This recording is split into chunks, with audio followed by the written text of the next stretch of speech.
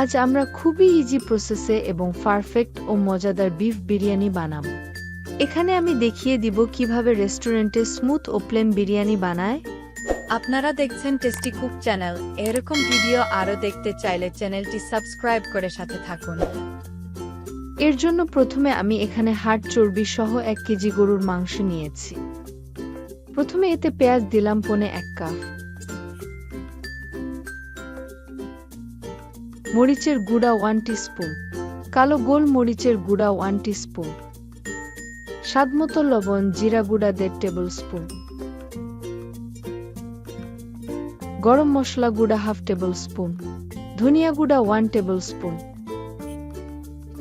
আদা বাটা 1 table spoon, রসুন বাটা 1.5 table spoon, বাদাম বাটা 1/4 কাপ। এখানে আপনারা যে কোনো ধরনের বাদাম বাটা ইউজ করতে পারেন। এখানে পেটানো টক দই 1/2 কাপ ইউজ করেছি। আর বিরিয়ানি মশলা 2 টেবিল স্পুন দিয়ে দিলাম। যেহেতু বিরিয়ানি মশলাতে গোটা গরম মশলা আছে, তাই আমি আর গোটা গরম মশলা ইউজ করব না। এবং সবশেষে 1/4 কাপ সরিষার তেল ইউজ করলাম। মাংসে যদি চর্বি না থাকে তেল একটু বেশি ইউজ করবেন। এবার সবগুলো মশলা মাংসের সাথে ভালোভাবে মেখে নেব।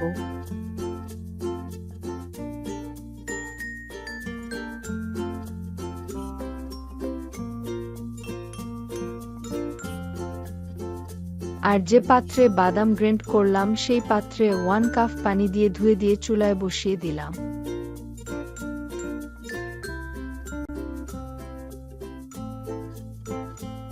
চুলার হিট মিডিয়াম থেকে একটু লোতে রেখে 1 ঘন্টা কুক করে নেব।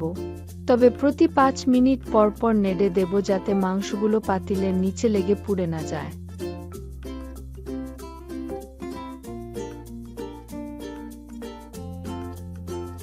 প্রায় 1 ঘন্টা কষানোর পর যখন তেলগুলো মাংসের উপরে ভেসে উঠবে, চুলা থেকে নামিয়ে মাংসগুলো আলাদা করে নেব।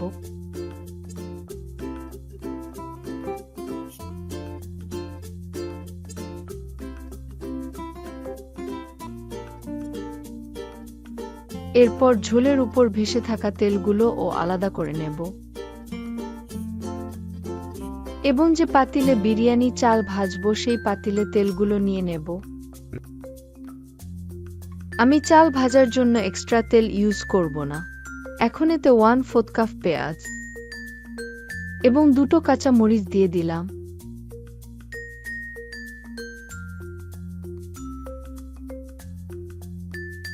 পেঁয়াজগুলো লালচে হলে এর মধ্যে আগে থেকে ধুয়ে রাখা 2 কাপ চিনি গুঁড়া চাল দিয়ে দিলাম। চালগুলো 4-5 মিনিট ভেজে নেব। তেলগুলো আলাদা করার সময় যে ঝোলগুলো ছিল ওটাতে 2 কাপ চাউলের জন্য 4 কাপ পানি দিয়ে স্ট্রেনারে চেকে চাউলের মধ্যে দিয়ে দিব। রেস্টুরেন্টে তারা এভাবে চেকে দেয় বিধায় এদের বিরিয়ানিটা স্মুথ এবং প্লেন হয়। তারপর এতে 2 টেবিল স্পুন গুঁড়ো দুধ দিয়ে দিলাম। সাথে 1/4 টিস্পুন কেওড়া জল দিয়ে দিলাম। ঝোল কমে আসলে লবণটা অ্যাডজাস্ট করে নেব।